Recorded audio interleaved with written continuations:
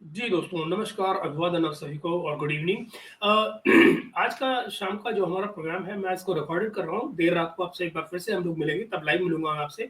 लेकिन फिलहाल मैं इसको इसलिए रिकॉर्डेड कर रहा हूँ क्योंकि मैं चाहता हूँ कि इस पर ज़रा आराम से थोड़ा-सा गुफ्तगू हो। कमर सिन्हा साहब ने कल आज आज आज मॉर्निंग में बल्कि फवाद चौधरी का एक इंटरव्यू किया है, जिसको उन्होंने ब्रॉडकास्ट किया अपने पॉडकास्ट में। और जहाँ पर मेरे लिए उसमें जो पाकिस्तानी पॉलिटिक्स की जहाँ तक बात है, उस पर हम हल्की-फुल्की बात कर सकते हैं, क्योंकि हमारा डायरेक्टली कोई लेना-देना वहाँ की पॉलिटिक्स से है नहीं। लेकिन और उस पर जस्ट एक एज़ एज़ क्या कहते हैं वो तारा साहब स्टूडेंट ऑफ पॉलिटिक्स, हाँ, तो स्टूडेंट ऑफ पॉलिटिक्स की तरह से अपन उस पर निगाह डाल सकते हैं। मगर मगर उससे आगे अगर आप देखें तो मेरा जहाँ बेसिक इंटरेस्ट है बात करने का, वो ये है, जहाँ वो इंडिया पर कमेंट करते हैं और इंडिया-पाकिस्तान रिलेशंस में बात करते हैं। वो मेरा एरिया फोकस एरिया वो ज़्यादा है। बाकी जो वो पाकिस्तानी पॉलिटिक्स के बारे में कह रहे हैं, वो उनका अपना व्यू है और he is entitled to hold his view. You know, we have nothing to do with that. That's Pakistan and Pakistani politics and that's for him to decide. He is part of that politics. तो that's okay, I don't mind that. You know, अच्छा बुरा सही गलत जो भी हो, वो उनका है। लेकिन हम बात करते हैं आपसे इस इंटरव्यू पर और देखते हैं कि वहाँ पर क्या कुछ कहा जा रहा है। बड़ा ही इंटरेस्टिंग इंटरव्यू है, तो आपसे उम्मीद करता हूँ कि आप लोग ज़रा इसको गौर फरमाइएगा, इस पे ज़रा थोड़ा-सा वक़्त निकाल कर इसको आराम से देखिएगा, आपको बहुत मज़ा आने वाला है। फवाद चौधरी साहब वैसे बड़े रंगीन कैरेक्टर हैं, तो फिलहाल मैं आप बाकी उनको देखते हुए आपसे बात कर पाऊँगा ज़्यादा, जब मैं उनको देखूँगा। तो चलिए, बात करते हैं कमर चीमा साहब के उस इंटरव्यू की, जहाँ वो फवाद चौधरी से गपशप कर रहे हैं। आइए। इंटरेस्टिंग टॉपिक है और वो टॉपिक ये है कि पाकिस्तान की जो लीडरशिप है वो इंटरनेशनल पॉलिटिक्स पे क्यों नहीं बोलती। हर रोज हम देखते हैं भारत के minister for external affair doctor Jaishankar, Rajnath Singh, Amit Shah ये पाकिस्तान के बारे में बात कर रहे होते हैं और पाकिस्तान के अंदर बहुत सारे चैलेंजेस हैं। अभी हाल ही में हमने देखा कि बलूचिस्तान के अंदर दोबारा थ्रेट्स हुए, बड़े ट्रेन पे हमला हुआ, होस्टेज बना लिए गए, लेकिन पाकिस्तान के फॉरेन मिनिस्टर, इंफॉर्मेशन मिनिस्टर जो हैं, उन्होंने कभी इंटरनेशनल मीडिया को इंटरव्यू दे के अपना मौक़िफ़ ही नहीं कभी दिया। इसकी क्या वजूहात हैं और क्यों हमारी लीडरशिप जो है वो इतनी इनवर्ड लुकिंग है? इस सिलसिले में मैंने बात करने के लिए रिक्वेस्ट की फॉर्मर इंफॉर्मेशन फवाद चौधरी साहब, जो कि बड़े is very well versed on मजे रहते हैं चौधरी साहब ने, हमारे चीमा साहब भी क्या करें, फॉरवर्ड इन्फॉर्मेशन हमारे फॉरेन इन्फॉर्मेशन चौधरी साहब फॉरेन इन्फॉर्मेशन मिनिस्टर का नहीं भूल गए हो एक्साइटमेंट में। खैर, नेशनल पॉलिटिक्स एज वेल और साउथ एशियन पॉलिटिक्स को बहुत अच्छे से जानते हैं और क्योंकि इंफॉर्मेशन मिनिस्टर रहे हैं तो उनको ज़्यादा पता है कि ये नैरेटिव बनता कैसा। इनके दौर में तो बहुत बोला जाता था फॉरेन पॉलिसी इश्यूज पे, और अभी जो साइलेंस है उसकी क्या वजह है? अच्छा, वैसे सीमा साहब एक बात पे गौर कीजिए, बोला उस टाइम में नॉनसेंसिकल ही था। फवाद चौधरी साहब ने भी कोई सेंसिबल बात उस समय नहीं कही। जो जो जो सेंसिबल बातें उन्होंने की, वो उन्होंने तब की जब वो science and information science and technology minister थे। जब वो यू नो ईद पर वो क्या चांद-मान देखने की बातें किया करते थे। कुछ लगता था कि हाँ, कुछ मॉडर्न बात कर रहे हैं और कुछ यू नो कुछ चेंज करने की कोशिश कर रहे हैं, मगर beyond that nothing. You know कोई सेंसिबल बात उन्होंने नहीं की। हल्ला-गुल्ला, गाली-गलौज जरूर करते थे, और वो भी इमरान खान की निगाह में आने के लिए, वो सब आप जानते हैं। सर सबसे पहले तो आपके वक्त का बहुत शुक्रिया सर। सर क्या वजह है, क्यों हमारी लीडरशिप साइलेंट है और फॉरेन पॉलिसी इश्यूज पे क्यों नहीं बोलते? हमारे पास फुल टाइम फॉरेन मिनिस्टर है, क्यों हमारा मुकदमा दुनिया के सामने नहीं जा रहा? आपने इंटीरियर मिनिस्टर को आखिरी दफा कब बोलते देखा है? अब मेरा ख्याल काफी देर हो गई, गायब है। अब जरा देखिए, बात उसने की बेचारे ने फॉरेन मिनिस्टर की, और फवाद चौधरी भाई कहाँ ले गए उसको? इंटीरियर मिनिस्टर पे, यानी मोहसिन नकवी पे। मोहसिन नकवी कहाँ से हैं? पंजाब से। है ना, कंपटीशन आ गया ना एक कंपटीशन है। वो क्या रहा है इससे पहले? कैटेगरी चीफ मिनिस्टर था पंजाब का, ठीक। एक वक्त था इमरान खान के वक्त पे, खुद फवाद चौधरी भी यहाँ के चीफ मिनिस्टर बनना चाहते थे। तो आप समझ सकते हैं, यू नो। तो बात घुमा फिरा के वो बात हो रही है फॉरेन मिनिस्टर की, इशाकदार की, फॉरेन मिनिस्ट्री की, कि भाई क्यों कोई कुछ क्यों नहीं बोलता है। यहाँ बात वो कहाँ ले आए? सीधे मोहसिन नकवी पे। स्मार्ट आदमी भाई। देखिए, गवर्नमेंट एक मॉडल पे जो है वो काम कर रही है, और गवर्नमेंट का जो बुनियादी मॉडल है वो ये है कि हियर नो इवल, से नो इवल, और बस अपने जरा चुप करके ना काम हो रहा है ना उधर च लगे रहो। इन्होंने ये बात बड़ी हद तक सही है। फवाद चौधरी ये बात जो कह रहे हैं, ये बड़ी हद तक की बात बिल्कुल सही है, क्योंकि मॉडल यही है पाकिस्तान में इस समय। जो गवर्नमेंट काम कर रही है, दरअसल उसका मॉडल यही है काम कर रही है। सारी जिम्मेदारी डाल दी है एस्टैब्लिशमेंट को। ये करते ये हैं कि उनकी भी तारीफ कर देते हैं कि वो फलानी इकोनॉमिक्स है। हालांकि इकोनॉमी में देखा जाए तो एस्टैब्लिशमेंट का कोई ताल्लुक नहीं बनता, होना भी नहीं चाहिए। कोई बड़ा बिजनेसमैन दुनिया में आर्मी के साथ पार्टनरशिप नहीं करेगा, और लेकिन आपने उसको जोड़ दिया। अब ये करते ये हैं कि उनकी उधर सवाल ये है कि दोस्तों इस सारे में जब फौज ने ये सब कुछ आपके हवाले कर रखा था, यानी पीटीआई के हवाले कर रखा था, इमरान खान के हवाले कर रखा था, तो आखिर इमरान खान ने भी क्या किया इकोनॉमिक्स में या इकोनॉमी में? पाकिस्तान की इकोनॉमी दिन ब दिन जब से वो आए नीचे ही गई है, ऊपर तो आई नहीं। वो अलग बात है कि भाई ने इतना बेस उसको बर्बाद किया कि वो अल्टीमेटली बैठ ही गई एक तरफ को। तो यू नो बोला भी तो कौन बोला और क्या बोला, तारीफ कर देते हैं, और उसके बाद सारा जो बोझ है वो डाल देते हैं एस्टैब्लिशमेंट के कंधों पे। मिसाल के तौर के ऊपर इंटरनली आप देखें ना कि अगर पंजाब में 1 लाख छापा पड़ा है, इस्लामाबाद में लोग गिरफ्तार होते हैं, कोई चीचू की मलिया में भी छापा पड़ता है, या कोई बत्ती चा कोकाड़ा छापा पड़ जाए, या कोई शादबाग लाहौर में छापा पड़ जाए, कोई इस हुकूमत को एक्यूज नहीं करता। Everyone accused establishment. सो इनका मॉडल ये है कि आप अपना बोझ आपने कोई नहीं लेना। इसीलिए मैं टीवी पे कई दफ़ा ये बात कह चुका हूँ कि जो मौजूदा हुकूमत है एक्चुअली ये एक बोझ बन गई है एस्टैब्लिशमेंट के लिए, क्योंकि इनका कोई भी जो सियासी बोझ है, देखें ना, अगर सारा काम होना आप ही करना है तो फिर आप ही कर लें। तो भाई मेरे इसको अब आप जरा यूं देखिए, ये बड़ी उलझुल बात की चौधरी साहब ने। मसला क्या है? ये गवर्नमेंट जो इस समय रूलिंग क्लास है, इसने कोई मतलब अगर सीधी सी बात की जाए तो इलेक्शन से पहले भी जब PDM 1 की गवर्नमेंट आई थी, शहबाज शरीफ पहली बार बना था प्राइम मिनिस्टर, उस समय अगर आपको याद हो तो नवाज शरीफ ने प्राइमरीली मना किया था गवर्नमेंट बनाने से। ये जरदारी साहब थे जिनको पावर में आने का शौक था, बेटे को फॉरेन मिनिस्टर बनाने का शौक था, तो और खुद को पॉलिटिक्स को कंट्रोल करने का शौक था। तो उन्होंने उस समय वो जगह छोड़नी ठीक नहीं समझी, नवाज शरीफ को कन्विंस किया और कि नहीं साहब गवर्नमेंट बना लेते हैं और फिर इलेक्शन जल्दी से करा लेंगे, बाद में ये वो कर करा के उन्होंने बेसिकली गोलीबारी कर दी। अच्छा, नवाज शरीफ की भी बात समझिए यूं, Nawaz Sharif has been in a weak frame of mind. उस जमाने की जब मैं बात कर रहा हूँ जब PDM 1 में पहली गवर्नमेंट बनी थी, उससे कुछ पहले अगर आपको याद हो तो नवाज शरीफ की वाइफ की डेथ हुई थी, कुलसुम नवाज की, जब वो यहाँ जेल में थे, कुलसुम नवाज की डेथ हुई थी। सारा उनको पैरोल पे और किस तरह से उनको लास्ट राइट्स के लिए जब लाया गया था, तो उसके क्या कहा जाए, दोनों बैड सीन्स, तो वो सारा भी इमरान खान के ही टाइम पे हुआ था। He was mentally and psychologically broken, number 1। दूसरी बात ये कि नवाज शरीफ के पास जिंदगी में आज की तारीख में कुछ खोने पाने के लिए रह नहीं गया, अदर देन कि वो अपनी बेटी को कुछ बना देना चाहता है जाने से पहले।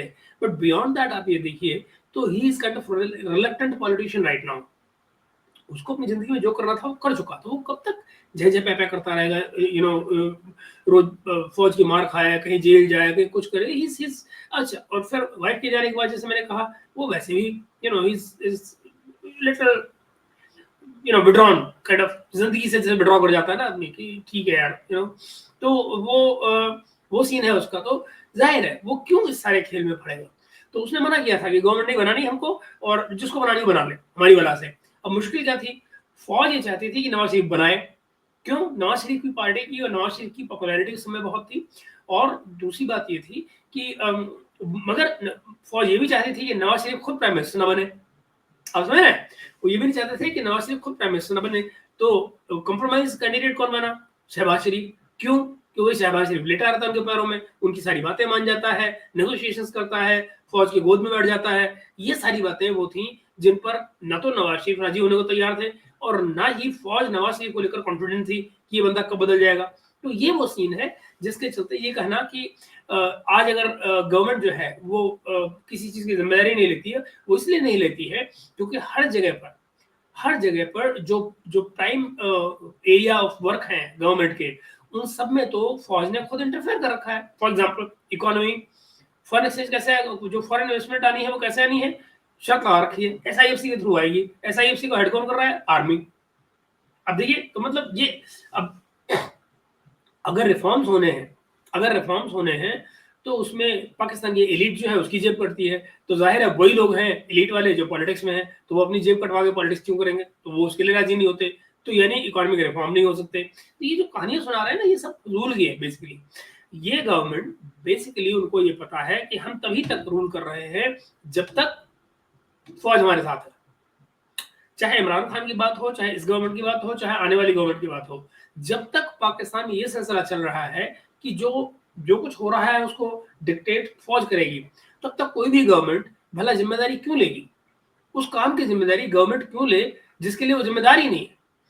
ये कहना बड़ा आसान है कि नहीं साहब फिर आप गवर्नमेंट मत बनाइए। बिल्कुल, और ये डिसीजन नवाज शरीफ ने लिया था। उसने कहा था मैं गवर्नमेंट नहीं बनाता, मगर उसको फोर्स किया गया, लिटरली फोर्स किया गया उसको। और उसमें जो कंपाउंडिंग एलिमेंट्स डाले गए, जो उसको और ज्यादा पुश करने के लिए एलिमेंट यूज किया गया, वो खुद शहबाज शरीफ, क्योंकि उसको प्राइम मिनिस्टर बनने का शौक था, जरदारी क्योंकि उसको अपने बेटे को प्रमोट करना था उन्हीं दिनों में। और आप इसीलिए देखिए कि तय ये हुआ था उस समय पर जब गवर्नमेंट बनी थी कि भाई इनिशियली ये आकर इलेक्शन कमीशन के लॉज वगैरह बदलेंगे, जो नैब लॉज थे उनको चेंज करेंगे और उसके बाद में इलेक्शन अनाउंस कर देंगे। दैट मींस कि विद इन 2 महीने के अंदर अंदर इनको इलेक्शन करवाने थे, लेकिन तब नहीं हुआ।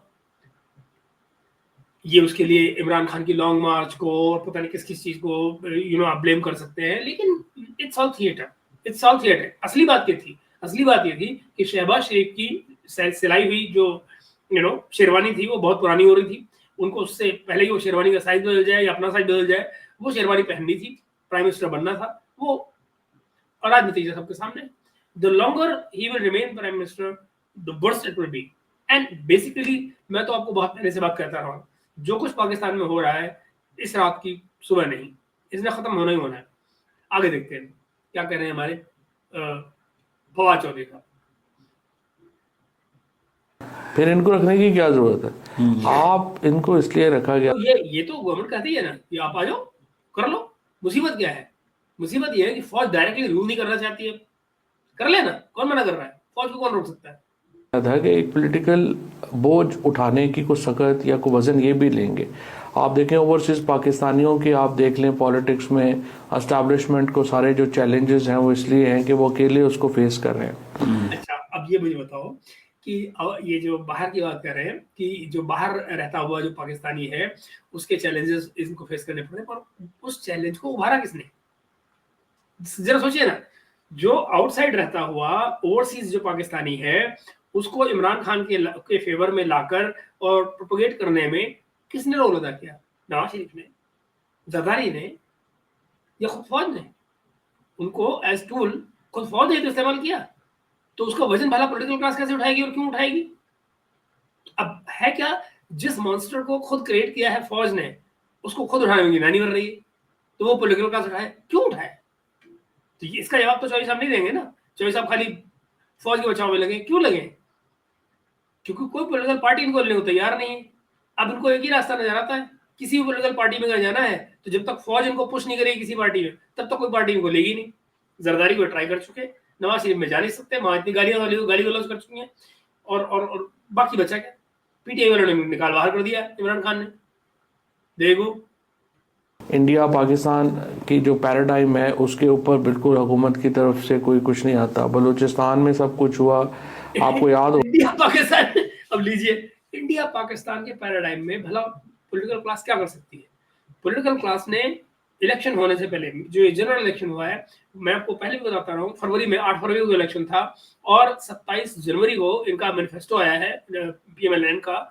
उससे एक हफ्ता पहले और नवाज शरीफ जो बोल चुके थे इससे पहले कि हम रिलेशन नॉर्मलाइज करना चाहेंगे। ये सब जानते हैं कि मोदी जी और नवाज शरीफ की अच्छी बातचीत है, मगर इन्होंने किया क्या? उससे ठीक एक हफ्ता पहले, 27 जनवरी से एक हफ्ता पहले लाहौर में इनके आर्मी चीफ ने क्या कहा था?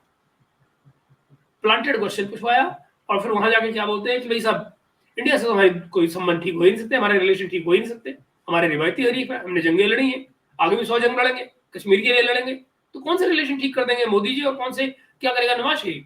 तो उसको भी अपने मैनिफेस्टो में ये डालना पड़ा कि 370 35 एज तक नहीं होगा तब तक नहीं करेंगे। क्या करेगा? चारा क्या छोड़ा आपने उसके लिए?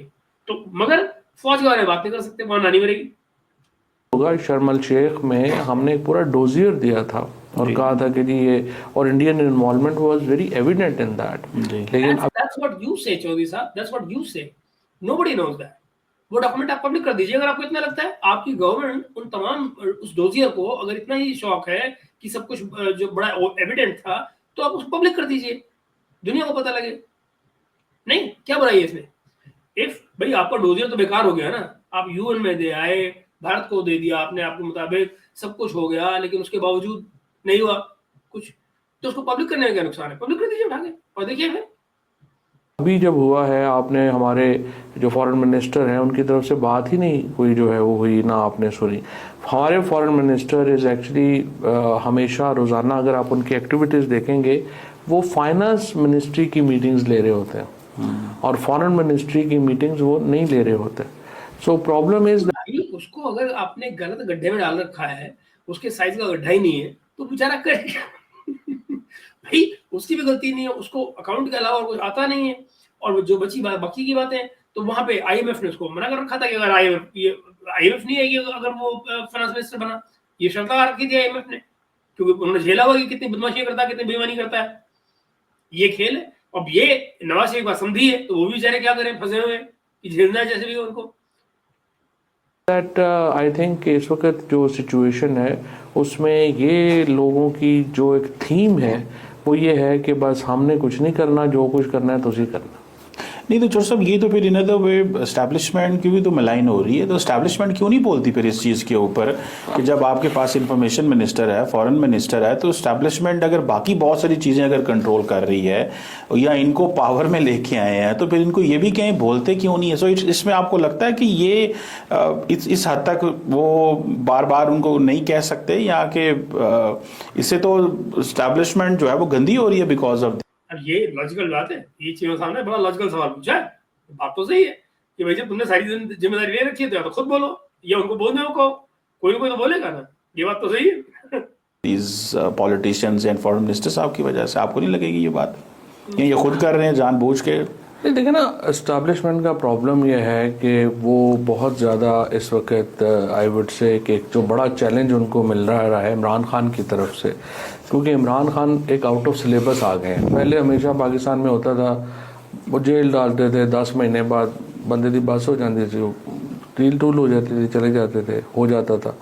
अब देखें ना, एक तो एस्टैब्लिशमेंट बड़ी अनपॉपुलर है खुद, देख रहे हैं आप, अब ये एस्टेब्लिशमेंट अनपॉपुलर हो गई है, इमरान खान के फेवर में बोल रहे हैं कि लगभग फेवर में बोल रहे हैं कि भाई आउट ऑफ सिलेबस आ गया। काहे का आउट ऑफ सिलेबस यार? उन्होंने सीधा करना हो तो कब का सीधा कर दे, पर बहुत मुश्किल हुई है ना कि उस लेवल को जाना नहीं चाह रहा है। और मैं आपको पहले भी कह चुका हूँ, चाहे कुछ ही हो जाए, कुछ नहीं होने वाला। इमरान खान को छोड़ने छाड़ने कोई चक्कर है नहीं, और उन्होंने नहीं छोड़ा है। मैं आपको पहले से कह रहा हूँ, आपने सुना होगा भारत में शुरू में ये परसेप्शन था, हमारे यहाँ के जो पाकिस्तान एक्सपर्ट्स हैं उनका, कि नहीं ये इमरान खान की पॉपुलैरिटी इतनी है, छोड़ना पड़ जाएगा, बाहर आएगा, अगला इलेक्शन जीत जाएगा, पता नहीं क्या हो जाएगा। कुछ नहीं हुआ। मैं आपको शुरू से कहता था कि बहुत मुश्किल है कि इसके लिए कोई रास्ते खुल पाए, बहुत मुश्किल है। मैं इम्पॉसिबल नहीं कहता हूँ, क्योंकि पाकिस्तान जैसी जगह में कुछ भी इम्पॉसिबल नहीं होता, मगर बहुत मुश्किल है। It's not on the cards. Okay, आगे देखते हैं। और फिर इस अनपॉपुलैरिटी में इजाफा ये हो रहा है कि जैसे जनरल ज़ियाउल हक को या अयूब खान को या मुशर्रफ साहब को डॉलर मिल रहे थे, इनको ना डॉलर आ रहे हैं ना इनकी पॉपुलैरिटी है, तो इनके चैलेंजेस बहुत बड़े हैं। अब इन्होंने है क्या मुश्किल ये है, जो असली प्रॉब्लम है जिसके साथ इशारा नहीं कर रहे, खत्ते में कोई जंग ही नहीं हो रही। प्रॉब्लम ये है कि पाकिस्तान के लिए भाई मुशर्रफ जब आया था 99 में, जो उसने अक्टूबर 99 में कू किया था, तो पाकिस्तान की हालत खराब थी, and Musharraf was absolutely unpopular. उसको दुनिया से कहीं कोई सपोर्ट नहीं थी। इट जस्ट सो हैपेंड कि उसके बाद में 9/11 हुआ और अफगानिस्तान में अमेरिका आ गया, एंड ओवरनाइट मुशर्रफ की लॉटरी लग गई। This happened even in the case of Ziaul हक। तो आप ये देखिए कि इन लोगों की किस्मत खुली। भाई जियाउल हक तब तक अनपॉपुलर था जब तक अफगान इन्वेजन नहीं हुआ। जैसे ही वहां सोवियत यूनियन आया और अमेरिका का इंटरेस्ट बना, और अमेरिका ने यहाँ के इस्लामाइजेशन का प्रोसेस शुरू किया और मुजाहिदीन बनाने शुरू किए सऊदी अरब के साथ मिलकर पैसे देकर, और ये बिकी हुई फौज जो है मर्सिनरीज की, ये बिकी दोबारा से पैसे के लालच में। तो ये जो कह रहे हैं ना, मुझे तो ये समझ नहीं आता कि ये भाई तारीफ कर रहा है या गाली दे रहा है। उनके टाइम पर डॉलर आते थे, हाँ, क्योंकि आप एक मर्सिनरी की तरह से वहां एक्ट कर रहे थे। अब आपसे कोई मर्सिनरी वाला काम ले ही नहीं रहा। बात ये है। अब वो काम आपके पास नहीं है तो डॉलर नहीं आ रहे। डॉलर के आने में मुशर्रफ की या जियाउल हक की कोई खासियत नहीं थी, उसमें उनका कोई कंट्रीब्यूशन नहीं था। They were simply serving the interest of US, which they will do even now if there is some. But problem is कोई इनसे काम ले ही नहीं रहा।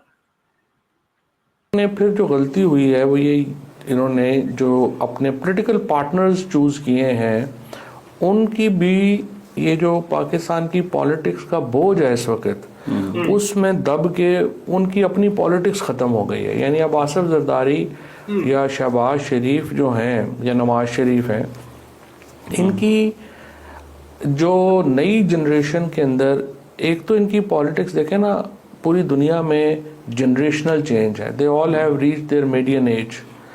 अब उस जो नई एज है उसके साथ ये रिलेट नहीं करते हैं। मसलन अगर आप इनकी अपनी पॉलिटिक्स भी देखेंगे ना, तो बहुत ये है कि जी हम डेवलपमेंट करके दे रहे हैं। जो मेन थीम है ना PMLN की पॉलिटिक्स, तो ये है कि हमने जनाब वो आपको पैसे घर दे दिए थे, हमने आपकी चीज़ें जो हैं वो सस्ती कर दी थी, हमने आपकी गली बनवा दी, ये देखें हम एक और मोटरवे बनवा रहे हैं, ये देखें हम एक और सड़क बना रहे हैं।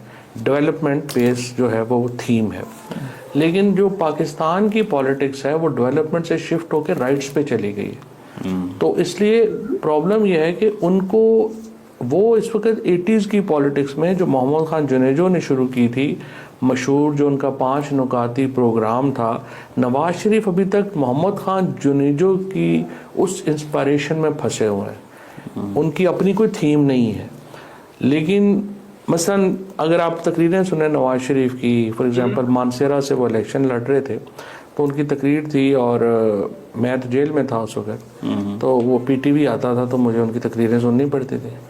तो वो उस पर उन्होंने कहा कि मैंने 1.5 अरब रुपया ये सड़क का भी तुम पे वार दिया। मैंने कहा बड़े ज़्यादा पैसे हैं, लेकिन ये एयरपोर्ट भी मानसेरा वालों मैंने तुम्हारे सर पे वार दिया, और ये वार दिया। और अच्छा, उसके बाद मियाँ साहब वहाँ से 60,000 से इलेक्शन हार गए। अब इशू ये है कि he is not realising that people, जो लोग उनके सामने यंगस्टर्स बैठे हुए हैं, वो इसको एहसान समझते ही नहीं है। इमरान खान ने जो पाकिस्तान की मिडिल क्लास जो रेवोल्यूशन आया है, उसमें एक और बहुत इंपॉर्टेंट जो थीम इमरान खान ने चेंज किया है वो ये है कि डेवलपमेंट को भी राइट्स में ले आएंगे। राइट है आपका, ਹੁਣ लोग कहते साढ़े टैक्स का पैसा है, तुझे आके साढ़े ते वार रहे हो जिवें बड़ा बड़ा एहसान कर रहे हैं। तो ये कौन सा डेवलपमेंट, कोई बताया मुझे, कोई डेवलपमेंट का प्रोजेक्ट अगर इमरान खान ने कर दिया है तो कोई जरा प्रोजेक्ट तो गिना है जो इमरान खान ने किया हो। भाई बिलियन ट्री सुनामी आ रहा था, वो कहाँ गए पेड़ पाकिस्तान के, कोई जानता नहीं है। आज आप अगर पूछें कि पाकिस्तान में जो बर्निंग थीम है जिस पे बात चल रही है, वो जानते हैं क्या है? आने वाले महीनों में सूखा पड़ने वाला है, सूखा पड़ने वाला है। जो वीट की इनकी इस बार की ग्रोथ है, जो वीट इनके पास पैदावार होने वाली है, इस बार 30% कम होने वाला है। 30% वो खरीदना पड़ेगा। टेक्सटाइल जिस पर प्राइड किया करते थे, जैसी फैक्ट्रियां बंद हो गई हैं, उसके लिए कॉटन इनको इंपोर्ट करना पड़ेगा। वो आएगा लगभग 5 बिलियन का। पैसा कहाँ है? और जो है अगर चला गया कॉटन में तो बचा गया ठुंडना, कुछ भी नहीं। तो ये जो प्रोजेक्ट कह रहे हैं कि इमरान खान ने, इमरान खान ने कुछ नहीं किया। इमरान खान मतलब वो आदमी जो सवेरे 11 बजे जाता हो दफ्तर और 4 बजे भागा आता हो, वो काम कर रहा था क्या?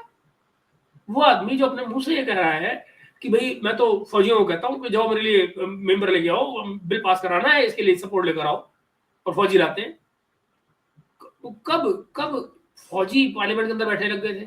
इमरान खान टाइम पे कर्नल लेवल का आदमी बैठा करता था वहां पे, जो सारे पार्लियामेंटेरियंस को मैनेज करता था। तो ये जो बकवास कर रहे हैं वो सिर्फ इसलिए कर रहे हैं क्योंकि इनको पता है कि वो भाई कोई जगह बची नहीं है। इस समय इमरान खान को क्यों प्रेस किया जा रहा है कि यही गुंजाइश बची है। हालांकि PTI ने इनको लात मार बाहर निकाल दिया है। अब गुंजाइश क्या है? PMLN वाले कभी इनको लेंगे नहीं, कभी नहीं लेंगे PMLN में, ये मैं आपको बता सकता हूँ। बचा क्या? जरदारी वहां गए थे, वो बिलावल ने मना कर दिया। जरदारी के पास गए थे, बिलावल ने मना कर दिया, उसको काम खत्म। अब बचा क्या? बची हुई PTI, जहां से निकाले जा चुके हैं, लेकिन जुगत लड़ाई पड़ेगी इमरान खान के साथ कोई कुछ कर दे। And then the people believe that development is their fundamental right, और पॉलिटिकल लीडर को एहसान नहीं कर रहे हैं साढ़े ते।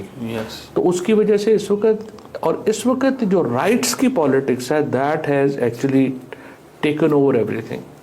तो उसकी वजह से इनकी पॉलिटिक्स नहीं रही।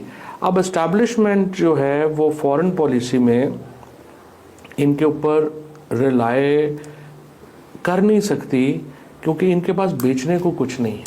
और आप बड़ी जल्दी देखेंगे कि establishment will start feeling fatigued. अभी तो चूंकि इमरान खान से लड़ाई इतनी ज्यादा है ना, जो ही अगर ये लड़ाई थोड़ी कम। इमरान खान की लड़ाई खत्म कहाँ होगी? इमरान खान कौन सी लड़ाई बंद करने जा रहा है? और by the way, in any case, जनवरी का इलेक्शन है, फरवरी 8 फरवरी का इलेक्शन है ना, तो अब आप देखिए, आप यहाँ तक अप्रैल में लगभग आ ही गए। भाई पाकिस्तान में जो नॉर्मल रेट होता है एक गवर्नमेंट का, वो बमुश्किल 3 साल का होता है। 3 साल बाद प्राइम मिनिस्टर वैसे भी चेंज होना होता है। तो भाई रोते पीटते इसी स्ट्रगल में अभी इमरान खान का कोई जल्दी छूटने का इरादा है नहीं, तो 2 साल और निकल लेंगे। 3 साल बाद प्राइम मिनिस्टर वैसे ही बदला जाना होता है। अब वो बिलावल को बनाने के चक्कर में लगे रहेंगे। अभी देखना, अभी बिलावल की फिर से तारीफें करेंगे, देखिए। कम हो हाँ। तो एस्टैब्लिशमेंट कल ही थकना शुरू हो जाएगी इनसे। अच्छा जोसेफ, ये सवाल बनता है कि सवाल ये है कि आप हटा भी दें बिलावल, मुझे बताइए, शहबाज शरीफ से ओबीडियंट इस फौज को कोई मिल सकता है क्या? मतलब पाकिस्तान की पॉलिटिक्स में आज की तारीख में फौज को इससे ओबीडियंट प्राइम मिनिस्टर नहीं मिल सकता। और दरअसल फौज चाहती है कि जो प्राइम मिनिस्टर बने वो हमारा ओबीडियंट हो। तो मुझे बताइए, इसके जाने का चांस कहां से बनेगा? मतलब ही नहीं होता, मतलब ही नहीं होता। और बाय द वे, खुद वो आर्मी चीफ जिसके थकान की बात कर रहे हैं, वो इनसे एक्सटेंशन लिए बैठा है। और कौन जाने कि अगर वो 27 तक ले जाए इनको आगे, तो एक और एक्सटेंशन ले ले। कौन मना कर रहा है? पिछले दिनों नया दौर के मैं एक दिन नया दौर देख रहा था पिछले हफ्ते, और पिछले हफ्ते नया दौर में यही बातें हो रही थी, भाई क्या पता इस तरह से और एक्सटेंशन ले ले। तो बोले वो डिसएंचेंटमेंट आ सकता है आर्मी में, लोग क्या कहेंगे, बाकी ऑफिसर क्या करेंगे। तो मैंने भी मान दिया, मुझे जब जानते हैं राजा भाई, मुझे जानते हैं, तो मैंने वहाँ टाइप कर दिया। मैंने कहा भाई रुइयों को जियो लग वाला, मैंने कोई आम की बेटी फट जाएगी और क्या होगा। तो कमेंट वहां पे आया उनकी तरफ से, बोले ना करें ऐसी बातें। तो वो ये सिलसिले भाई, मगर एक्सटेंशन पे एक्सटेंशन जो आदमी ले रहा होगा, भला वो उसी गवर्नमेंट के खिलाफ क्या करेगा और क्यों करेगा, जबकि वो ओबीडियंट है। हमारे पास ये एक फाइनेंस मिनिस्टर जो है, ये वैसे टेक्नोक्रेट ही हैं, मतलब इनको आप कह सकते हैं। लेकिन हमें कोई ऐसा फॉरेन मिनिस्टर चाहिए जिसकी कोई पॉलिटिकल बैकिंग ना हो। जिस तरह आपने फाइनेंस मिनिस्टर लगाया है, एक फॉरेन पॉलिसी को समझता था। जैसे इंडिया में हमने देखा कि एक ऐसा फॉरेन मिनिस्टर है जो फॉरेन ऑफिस से आया और बड़ा अच्छी, ये इंटरेस्टिंग है, जरा सुनिएगा, ये बहुत इंटरेस्टिंग है। कमांड है और ग्रिप है और पॉलिटिकल पावर जो है, पॉलिटिशियन इनके मोदी साहब की पूरी बैकिंग है। आपको लगता है हमें भी कोई इसी तरह का कोई फॉर्म ऑफ फॉरेन ऑफिस का बंदा चाहिए जो हमारे नैरेटिव को दुनिया के सामने रख सके? क्योंकि हमारा तो मौकफ ही नहीं बोलते। हम रोजाना शहीद हो रहे हैं, पिछले साल 1000 बंदा शहीद हो गया, दुनिया को नहीं पता कि हमारी इतनी कैजुअलिटीज हो रही हैं। सो हमारे पास कोई एडवोकेट नहीं है। सो क्या वो कोई फॉरेन ऑफिस से कोई बंदा आना चाहिए रिटायर्ड, जिसको लगा दिया जाए, जिसको एक्चुअली हमारे केस स्टडी का पता हो, या कि आप समझते हैं कि इलेक्टेड लोग ठीक बात कर लेते हैं? Technocrats are boring. कोई दुनिया में टेक्नोक्रेट्स को कौन उस तरह सुनता है? ये जो आप इंडियन फॉरेन मिनिस्टर की बात कर रहे हैं, he is not a technocrat now, he is a very hardcore Hindu extremist. अच्छा, अब जरा सुनिए, जयशंकर जी को क्या कह रहे हैं कार्टून सिंह, कि वो हार्डकोर हिंदू एक्ट्रेस है। ये कह रहे हैं। आई मीन शर्म आनी चाहिए इस आदमी को, उनके बारे में बात भी करते हुए। नाम लेने के काबिल नहीं हो तुम उनका, ना उनकी क्वालिफिकेशन से, ना उनकी इंटेलेक्ट से, ना उनके तमाम काम से जो उन्होंने जिंदगी में अपने पाया हुआ है। भाई क्या कर रहे हो? ऐसे मत करो ना, ऐसा मत करो कि जहां पे खुल के बोलना पड़ जाएगा तो मुश्किल बढ़ जाती है। और उसको बीजेपी की और नरेंद्र मोदी की जो बैकिंग हासिल है, उसकी वजह से उसने जो बात की है वो सारी चीजें हैं। बट इट्स अबाउट, कौन सी चीजें हैं भाई? बैकिंग क्यों नहीं हासिल होगी? उनका फॉरेन मिनिस्टर है तो वो बैकिंग क्यों नहीं मिलेगी उसको? आपको मालूम उनकी बैकग्राउंड क्या है, उनके रिलेशन कहां से जाते हैं? जब वो इन सर्विस थे तब से वो जानते हैं एक दूसरे को, काम करते हुए देखा एक दूसरे को। तो ऑब्वियसली रिटायरमेंट के बाद में अगर वो पावर में आ रहे हैं और वो रिटायर हो चुके हैं, तो उनको स्पेस मिलना था, क्योंकि वो हमारी कंट्री के अगर बेनिफिट में है तो व्हाई नॉट। ये बैकिंग जो है, कोई क्या मोदी जी जयशंकर पे एहसान कर रहे हैं, या एहसान जयशंकर मोदी जी पे एहसान कर रहे हैं? ऐसा तो नहीं है। वो अपने अपने काम में माहिर है, और कोई भी प्राइम मिनिस्टर उतना ही सक्सेसफुल हो सकता है जितनी अच्छी वो टीम बनाएगा। उन्होंने अपनी टीम को बढ़िया बनाया है, आज उनको सोचने की जरूरत नहीं है फॉरेन डिवीजन में क्या हो रहा है।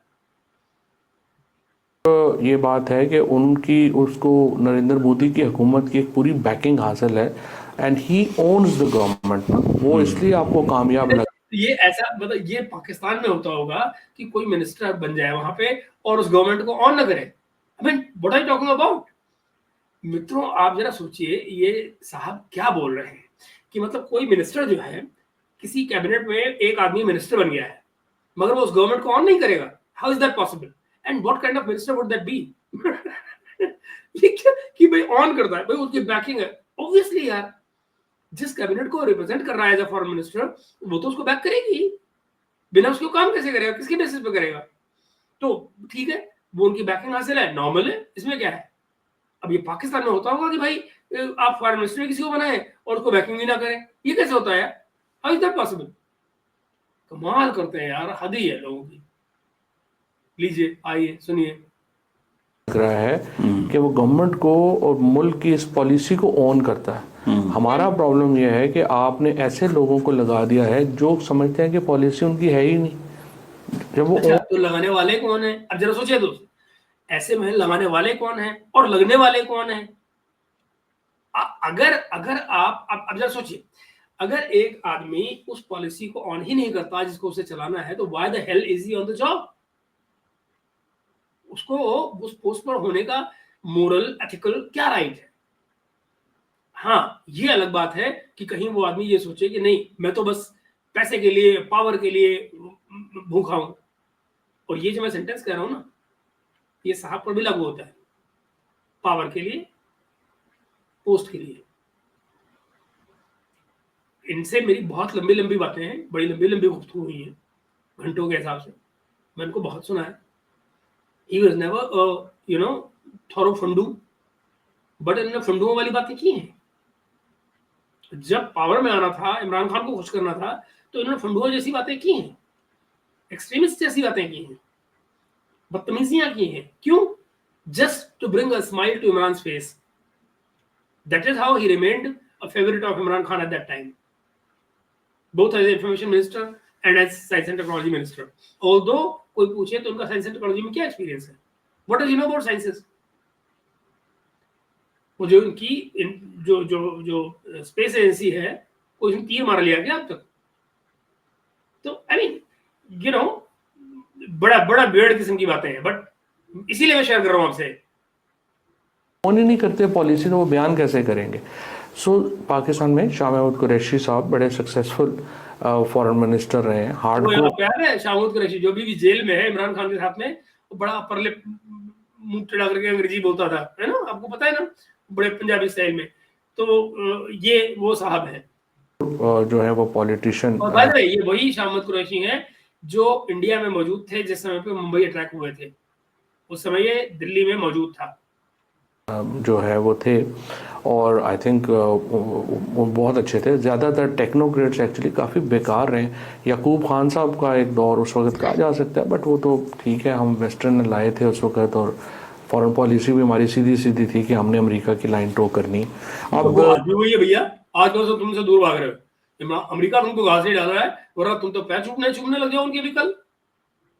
बात यह है कि पाकिस्तान के अंदर कंसेंसस चाहिए ना, तो आई थिंक कोई लोग जो समझते हो, पॉलिटिशियंस में भी बड़े बड़े अच्छे लोग होंगे, लेकिन आपको बंदा वो चाहिए जो जब बात करे तो लगे कि ये गवर्नमेंट बात कर रही है और इसके पीछे एक पूरा वो है। तो अगर आप ऐसे ही को मुलाजिम पेश पूरा क्या है वही होता है ना, ये गवर्नमेंट और गवर्नमेंट की बैकिंग। गवर्नमेंट का मिनिस्टर अगर बात कर रहा है तो उसके पीछे बैकिंग किसकी होनी चाहिए? गवर्नमेंट की बैकिंग होनी चाहिए। अगर वो हालत नहीं है, शेम ऑन यू। लगा देंगे जिसके पीछे बैकिंग नहीं होगी तो उसको इम्पैक्ट नहीं उसका हो सकता। जो सब आप इंफॉर्मेशन मिनिस्टर ने, आपको पता है कि नैरेटिव बनते कैसे हैं, क्या होता है। आपको लगता है इस वक्त पाकिस्तान का कोई एडवोकेट है जो पाकिस्तान की स्टोरी दुनिया को सुना रहा है, और अगर नहीं है तो उसकी क्या वजह है?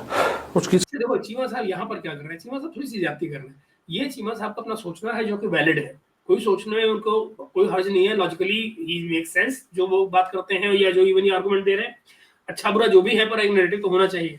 लेकिन सवाल ये है कि खुद फवाद चौधरी जब इन्फॉर्मेशन मिनिस्टर थे, कौन सा नैरेटिव था पाकिस्तान का भाई? कौन सा नैरेटिव था? सिवाय बकवास के दुनिया में कौन पाकिस्तान का नैरेटिव बाय कर रहा था? भाई आप मुझे बताइए ना, इमरान खान के टाइम पर इंफॉर्मेशन मिनिस्टर थे, कौन से तीर मार रहे थे वहां पे? दुनिया में कोई कंट्री था जो पाकिस्तान के साथ खड़ा हुआ था? इमरान खान ने हर मुल्क के साथ में रिलेशन खराब किए, सऊदी अरेबिया, अमेरिका, कहाँ ने? वर्ल्ड कप जीत के आ रहे थे अमेरिका से, क्या निकला? अगले दिन कश्मीर चला गया आराम से। फिर वो कहीं एक ट्रम्प पे लोग पब्लिक को खड़ा कर रहे हैं, हर जुम्मे को रोज खड़े हो जाओ 12 बजे और पता नहीं क्या ढोल बजाओ, फजूल की बात है। ये कौन से तीर मार रहे थे हमेशा, और कौन सा नैरेटिव? बाय द वे, कश्मीर वाला टाइम हो चाहे, तो कौन से तीर मारे थे पाकिस्तान के नैरेटिव ने? कौन सा वहां पे बड़े काम किया था? सबसे बड़ी वजह यही है कि गवर्नमेंट जो है वो एस्टेब्लिशमेंट की पॉलिसीज़ को ऑन नहीं करते, एंड दे बिलीव कि दे उनकी पॉलिसियाँ वही जानन और अपना काम करन। और एस्टेब्लिशमेंट जो है वो रोज़ के जो इंटरनल लड़ाई है पीटीआई में, उसमें वो इतनी कंज्यूम हो गई है कि ये बड़ी पॉलिसी लेवल के ऊपर उनकी सोच जो है वो नहीं जाती। मुश्किल क्या है?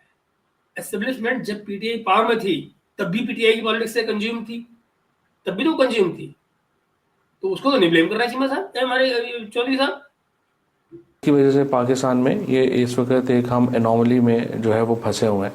लेकिन नंदलेस मेरे ख्याल में जो हमारे दौर में तो देखे ना, हमारा तो फ़ायदा ये था कि हमने बड़ी करीबी, फॉर एग्जांपल मैं जब बना हूँ इन्फॉर्मेशन मिनिस्टर बना हूँ, हमारा डिजिटल मीडिया विंग नहीं था, कोई पाकिस्तान में ट्विटर अकाउंट्स तक नहीं थे, हमारे सोशल मीडिया अकाउंट्स तक नहीं थे, तो हमने सारे बनाए महकमों में। फिर हमने फिर क्या बनाए? ट्विटर हैंडल्स बनाए, ट्विटर हैंडल करने वाले बनाए, लड़के बनाए, मगर वो क्या कर रहे थे? वो सिर्फ और सिर्फ इमरान खान की प्रेस कर रहे थे, इमरान खान के लिए काम कर रहे थे, और उसके लिए सरकारी बजट से पैसे जा रहे थे 20,000 रुपए। वो जब गवर्नमेंट इनकी पीडीएम वाली आई है तब वो सारे के सारे विंग बंद किए गए। तो जिस सोशल मीडिया को ये बता रहे हैं कि इन्होंने क्रिएट किया, वो भी तो अपने लिए ही किया, कौन सा पाकिस्तान के लिए किया? अपनी पार्टी के लिए किया। और वो तमाम विंग अभी जब उनको फंडिंग कटने से पहले तक वही चल रहे थे, आज भी चल रहे हैं, आज भी पीटीआई का फंडिंग का, लॉबिंग का, तमाम का सिलसिला चल ही रहा है ना। तो ये सिलसिले, I mean I just don't understand what he is talking about. Anyway, आगे देखिए। बहुत ज़बरदस्त काम किया आई थिंक जो हमारे बच्चों ने। और ये जो नई, और हमने नई, ये जनरेशनल चेंज है पीटीआई का और इमरान खान का, असल फ़ायदा ये था कि वो उसको कम करते हैं। सो मोस्ट ऑफ आवर जो यंग बॉयज़ हैं, they actually led the narrative war. अभी भी अगर आप मुझसे पूछें, I mean if this is what he means, you know, कि भाई जो नैरेटिव वॉर लड़ी गई वो किसके बीच में थी? पीएमएलएन और पीटीआई की। मगर कमर सीमा जो बात कर रहे हैं वो तो नेशनल नैरेटिव की बात कर रहे हैं। नेशनल नैरेटिव तो था ही नहीं पाकिस्तान का। जो ये विंग बनाए हैं सोशल मीडिया के, what were they talking about? They were talking about Imran Khan, Imran Khan, Imran Khan, that's it. They were only person specific. और आज भी वही हाल है। तो मुझे समझ नहीं आती कि आप लेफ्टिनेंट जनरल लेवल के ऊपर डीजीआईएसपीआर क्यों रखेंगे।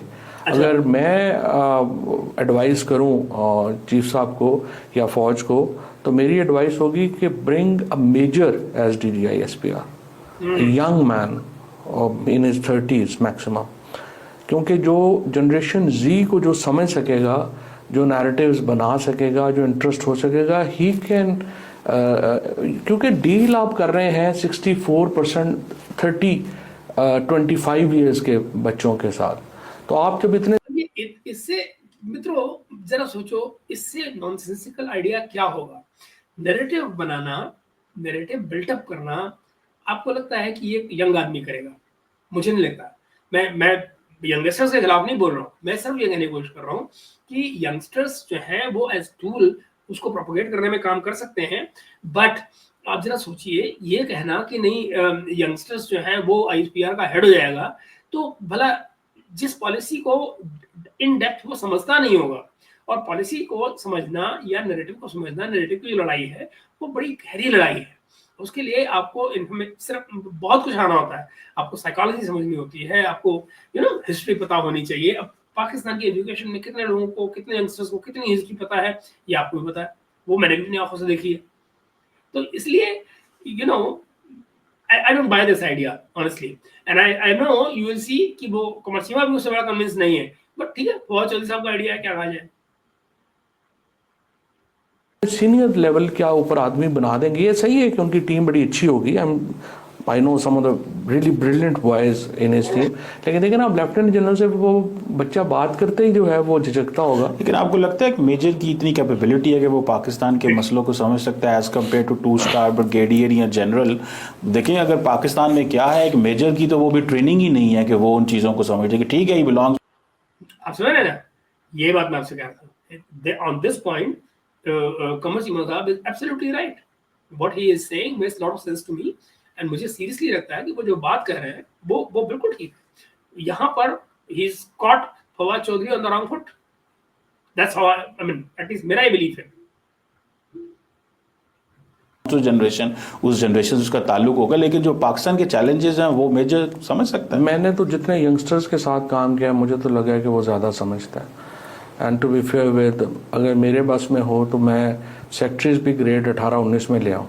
और जो आपको जनरेशनल चेंज चाहिए पाकिस्तान की ब्यूरोक्रेसी में, अब ब्यूरोक्रेसी इज़ वेरी ओल्ड जब आप पॉलिसीज़ की बात जो है वो करके आते हैं। एंड आप some of the younger boys even in bureaucracy are brilliant, और आई थिंक उनको जो है वो हमें ज़्यादा इंपॉर्टेंट पोजीशंस पे जो है वो लाना चाहिए। चौधरी साहब, ये इंडियन लीडरशिप हर रोज़ कहती है हमें कश्मीर ले लेंगे, हम आज़ाद कश्मीर के ऊपर बात करती है। अभी अगले दिन राइजीना डायलॉग हो रहा था भारत में, तो उसमें भी जयशंकर ने दोबारा एक नैरेटिव बिल्ड किया जी कि यूएन ने बड़ी गलती की, इस इशू को एक कॉन्फ्लिक्ट बना दिया, हम वो एग्रेसर पाकिस्तान था। ये पाकिस्तान की जो पॉलिटिकल क्लास है ये पार्लियामेंट में खड़े होकर क्यों नहीं बोलती? आप बोला करते थे, मुझे याद है, इंडियन पॉलिसीज़ के हवाले बात किया करते थे पार्लियामेंट के अंदर खड़े होके। जब इंडिया ये कह रहा है हम कश्मीर ले लेंगे, अमित शाह, राजनाथ सिंह, पूरी की पूरी पॉलिटिकल कैंपेन इस इशू के, एक भी जवाब पाकिस्तान से नहीं जाता। ये क्या वजह है? और अपोजिशन भी खामोश बैठी हुई है और हुकूमत भी खामोश बैठी है, और उनका जो दिल करता है वो बोलते हैं। इसकी क्या वजह? ये एस्टैब्लिशमेंट से लड़ाई है कि ठीक है ਤੁਹਾਡਾ ही मसला, तुसी जानो असी बयान? नहीं, ये बड़ा इंटरेस्टिंग है दोस्तों, सुनिए जरा, ये बड़ा इंटरेस्टिंग होने वाला है। मेरे से तो मोदी साहब इतने नाराज हो गए कि मेरा वारंट जारी कर दिया। अच्छा। जरा ढूंढते रहो आप, जाओ इंटरनेट पे, मैंने किया है, एक्सरसाइज की है मैंने जब सवेरे सुना, क्योंकि मेरे लिए पहली बार मैंने जिंदगी में सुना कि फवाद चौधरी का इंडिया में कोई वारंट निकला हुआ है। मैंने तमाम जो लीगल वेबसाइट्स हैं सारी छान मारी, मुझे तो कोई मिला नहीं, मुझे तो कहीं दिखा नहीं, न गूगल बता रहा है न कोई लीगल वेबसाइट बता रही है कि इनके नाम पे भारत में कोई वारंट निकला हुआ है। और किस बात के लिए निकलेगा इनके खिलाफ वारंट? और इतनी इंपॉर्टेंस क्यों आपको लगता है फवाद चौधरी की हिंदुस्तान में है कि इनके लिए यहाँ वारंट निकालने की नौबत आ जाए? और यहाँ वारंट निकाल के होगा क्या? कौन सा ये अरेस्ट हो सकते हैं? क्योंकि भारत तो इनको आने का कोई चांस ही नहीं। तो एडजस्ट नो, क्रेजी आइडिया। अभी भी वो इंटैक्ट है। सो एक्चुअली ये हंस रहे हैं, मुझे इससे ज्यादा हंसी आ रही है। एक्चुअली आई वाज फीलिंग अननोयड कि मतलब क्या बकवास है यार, मतलब खुद को इंपॉर्टेंस देने के लिए इस लेवल तक जाना होता है। इंडिया जो है, जो मेरे दोस्त है, मैं उनको कहता हूँ कि पहला मेरा वारंट जाएंगे तो कैंसिल होएगा तो मैं इंडिया के लिए आ सके। बहरहाल अभी तो उन्होंने जो है वो इंडिया में बुला रहा है आपको भाई, कौन ऐसा बुद्धिमान पैदा हो गया जो इंडिया बुला रहा है आपको? मुझे वारंट, उसके बाद जो कुछ आपने इंडिया के खिलाफ किया है, उसके बाद में आपको इंडिया में वेलकम कौन करेगा? क्यों साहब, मत करना ऐसी गलती। जारी कर दिया उन्होंने। मेरे से तो बड़े नाराज ही रहते हैं जो इंडियन गवर्नमेंट है प्रेजेंट। बट फैक्ट इज कि ये Indian government doesn't bother to even talk about you. चोई साहब क्या बात कर रहे हो? इंडियन गवर्नमेंट नाराज होता है वो जब आपको इंपॉर्टेंस देती है। इंडियन गवर्नमेंट को आपको इंपॉर्टेंस देने लगती है। जिस तरह मैंने आपको कहा कि हमारे लोगों को ज़्यादा इंटरेस्ट भी नहीं है। हमने बीजेपी का, फॉर एग्जांपल मैं आपको बताऊं, ये जो अभी आप कश्मीर की बात कर रहे हैं, ये तो बीजेपी का डिक्लेयर्ड उनका जो मैनिफेस्टो है उसमें लिखा हुआ है कि जी हमने पाकिस्तानी कश्मीर को लेना है। और मेरा जो मानना है वो यही है कि अगर साहब आप गलत हैं, ये हिंदुस्तान की पार्लियामेंट ने कहा है कि वो हमें लेना है। जब कांग्रेस गवर्नमेंट थी तब भी से भाई हमने पीओके जो है, जो पाकिस्तान ऑक्युपाइड कश्मीर है जिस पे आप लोगों ने कब्जा कर रखा है, उसकी पार्लियामेंट की सीट्स आज तक हमारी पार्लियामेंट में वैकेटेड है, वैकेंट पड़ी हुई है। वो आज तक वेट कर रही है, और वो कांग्रेस के टाइम से है। वो पार्लियामेंट का है ना, बीजेपी का नहीं। क्या फजूल की बातें कर रहे हैं आप? यही तो चक्कर है आप लोगों का। अब आप यंगस्टर से लाने की बात कर रहे हैं। आप जैसे लोग जो यंगस्टर से बात करके समझते हैं कि बड़े ब्रिलियंट हैं, और ये आप उनको बताएंगे तो वो झूठ पर ही चलेंगे ना, और आगे जाकर उनको झटका लगेगा 340 वोट का, जब पता लगेगा कि वो ये तो है ही नहीं, चौधरी साहब ने गलत बता दिया।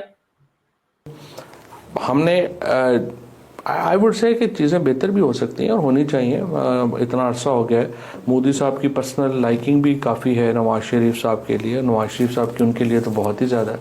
तो वो इसमें बात कर सकते हैं। इसलिए एक तो PMLN जो है ना, हमारा पाकिस्तान में एक और प्रॉब्लम हो गया है। पाकिस्तान में ये प्रॉब्लम हो गया है कि हम इनको लगता ये है कि हमने ना सारी गलतियां जैसे हमने ही की हुई हैं, क्योंकि हिस्ट्री किसी ने किताब तो पढ़ी अब जरा ये देखिए, अब ये हिस्ट्री की बात आ गई, अब जरा देखिएगा, ये इंटरेस्टिंग होने वाला है, और देखिए। नहीं है। अब हर बंदा यहाँ पे कहता है जी कारगिल बहुत बड़ी जो गलती थी, तो भाई सियाचिन क्या था? तो सियाचिन से पहले क्या हुआ था चीमा साहब, ये चौधरी साहब? सियाचिन से पहले भी तो आपको लिए बैठे थे ना। सियाचिन से पहले आपने क्या किया था? पंजाब भूल गए?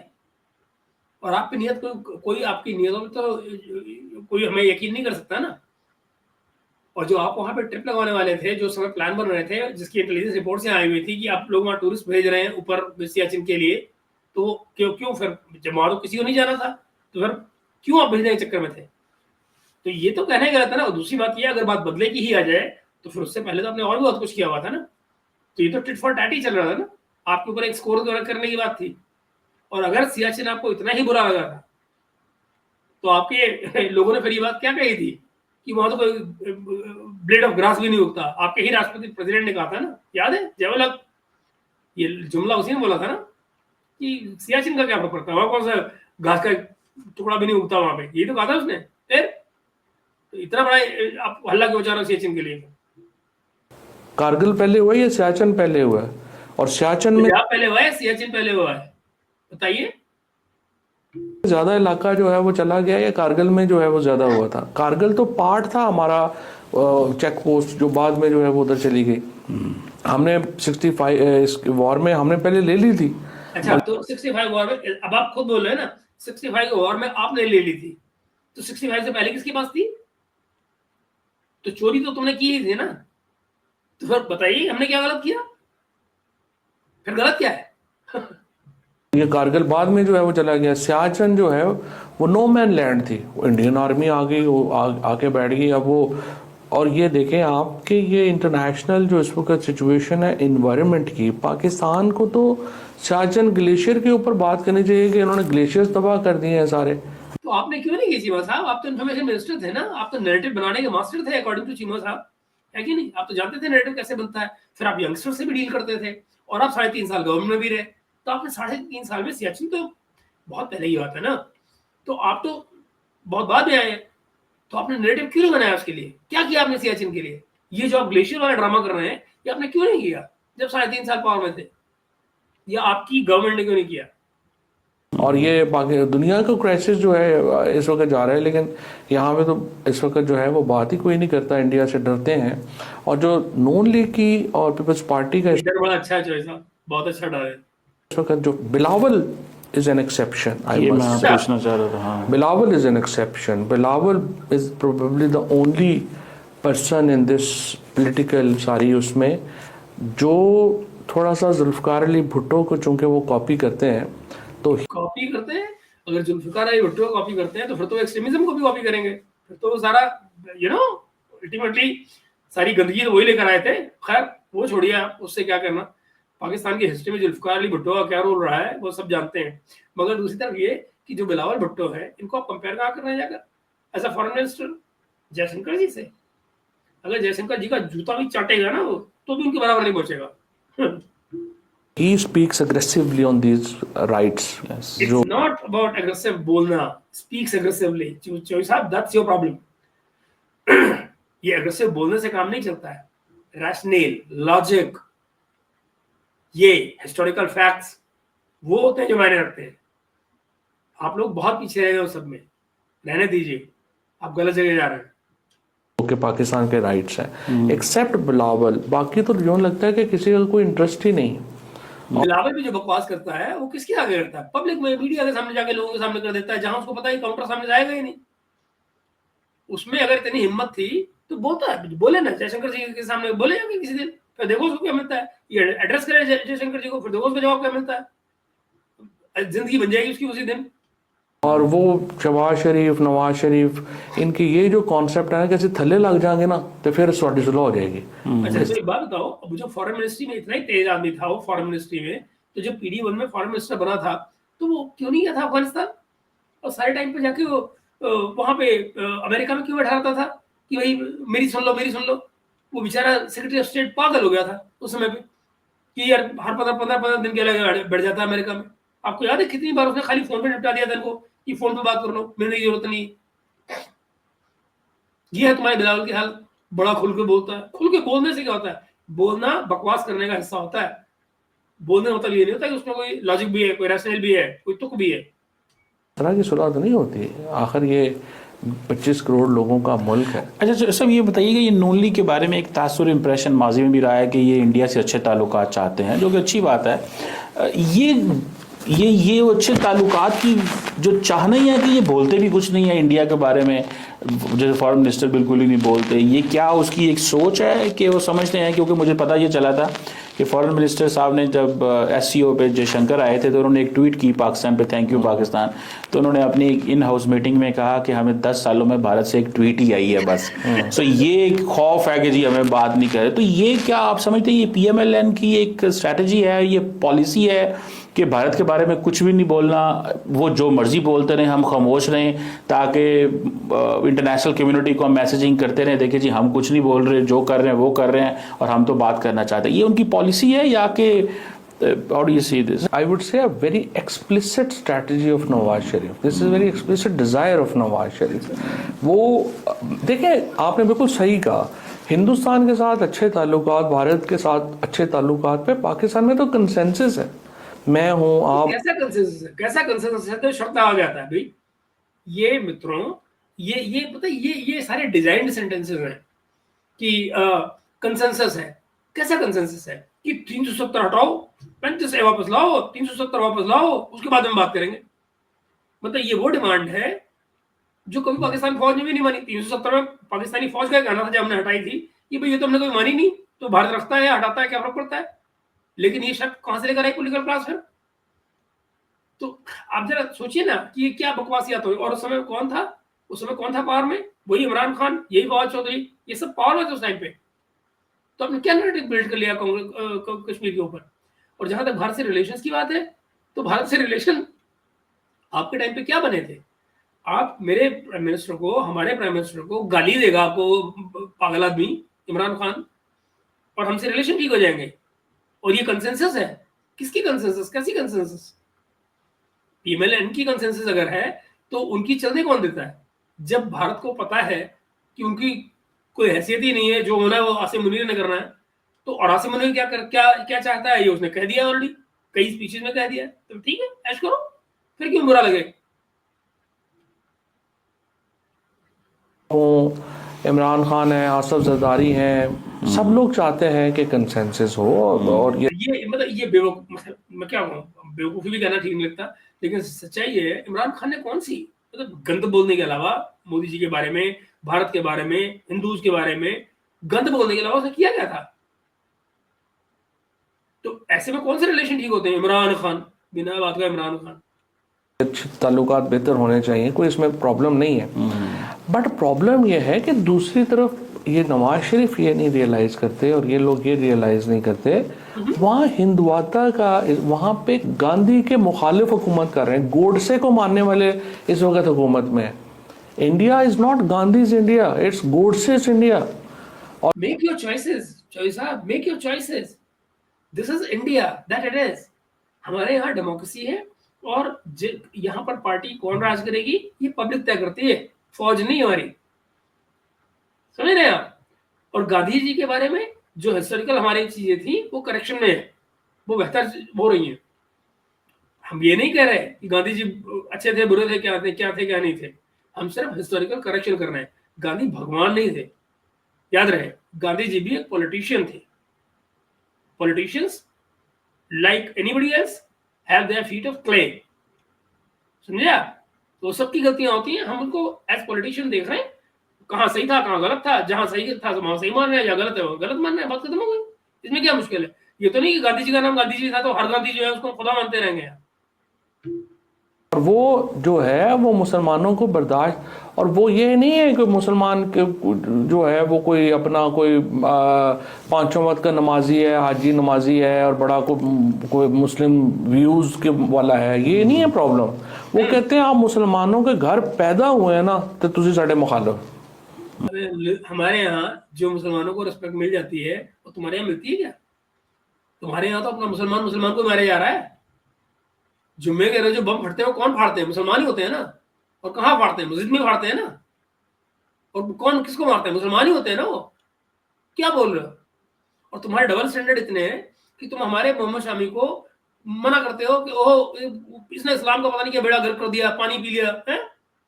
आंखें तुम्हारी फूट जाती है उस टाइम पर जब अभी न्यूजीलैंड जैसे मौसम में वो दुबई में पानी पी रहा था गर्मी में। यहाँ न्यूजीलैंड में तुम्हारी पूरी टीम, पूरी की पूरी टीम ही पी रही थी पानी, तब तुम्हारे किसी की जबानें नहीं खुली। ऐसे डबल स्टैंडर्ड तुम्हारे। हिपोक्राइट्स हो तुम लोग बेसिकली।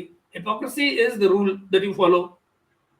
कमाल करते हो यार। मुसलमान हमारे यहाँ के सोसाइटी के हर शोबे में मुसलमान बैठा हुआ है। आप क्या कहा जाता है? और आप मैं जानता हूँ साहब आप हमेशा यही कहते हैं क्योंकि बांग्लादेश वाले टाइम पे तमाम जो हिंदू थे वो बांग्लादेश की तरफ चले गए। दोनों तरफ के हिंदू मिला दो, आपको पता लग जाएगा कितने हिंदू है टोटल, और पॉपुलेशन में हिंदूज का आपने क्या किया क्या नहीं किया, माइनॉरिटीज का आपने क्या किया क्या नहीं किया। और मुझे बताने की जरूरत है क्या कि पाकिस्तान में हिंदू माइनॉरिटीज क्या होता है? फॉरगेट अबाउट हिंदूज, माइनॉरिटीज क्या होता है? आपने वहां तो कभी जबान नहीं खोली अपनी। आपका जो बिलावल है इस समय जो चल रहा है सिंध में, वहां तो वो कुछ नहीं बोल रहा माइनॉरिटीज के लिए। क्या चेंज किया उसने? खुल के बोलना वहां कहाँ जाता है कि यंगर जनरेशन का बिलावल जैसे ही मोटे यंग लोगों का। तो मुझे आप बताएं ऐसी ज़हनियत के साथ हम क्या बातचीत करेंगे? ना करें ना जनाब। कौन बुला रहा है आपको? चीमा साहब जरा अपने गेस्ट को बताइए who's asking you to talk? Get lost. Change होगा ही तो बातचीत होगी ना। आप कैसे जो है वो करेंगे? कैसा चेंज चाहिए भाई तुमको? और हम क्यों चेंज है तुम्हारे लिए भाई? तुमको चेंज होना है हमसे बात करने के लिए तो हो, नहीं होना है कोई बात नहीं। हमें दुनिया एक्सेप्ट करती है, तुम्हें कौन एक्सेप्ट करता? तुम जानो, चलती रही दुनिया ऐसी। तो गुजरात में जो कुछ हुआ, जो बाकी जगहों पे जो कुछ हुआ, वो तो the problem is they are not ready to actually, I would say कि बराबरी को तो छोड़ दें, कुछ सिग्निफिकेंस ही देने को पाकिस्तान की इस वक्त आबादी को। इस तरह की बातें करके तुमको सिग्निफिकेंस चाहिए? ये इस बकवास को हम सिग्निफिकेंस दे दे?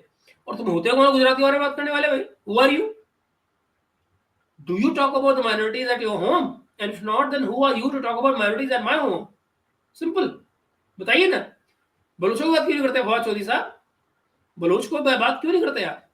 है औकात, करो बात। नहीं कर पा रहे ना। वही हजारा कम्युनिटी का याद है ना क्या हुआ था? तुम्हारा वो प्यारा इमरान खान, जिसने इमरान खान ने ये कर दिया जिसकी तुम बातें कर रहे हो, वो गया था क्या मिलने के लिए उन लोगों को?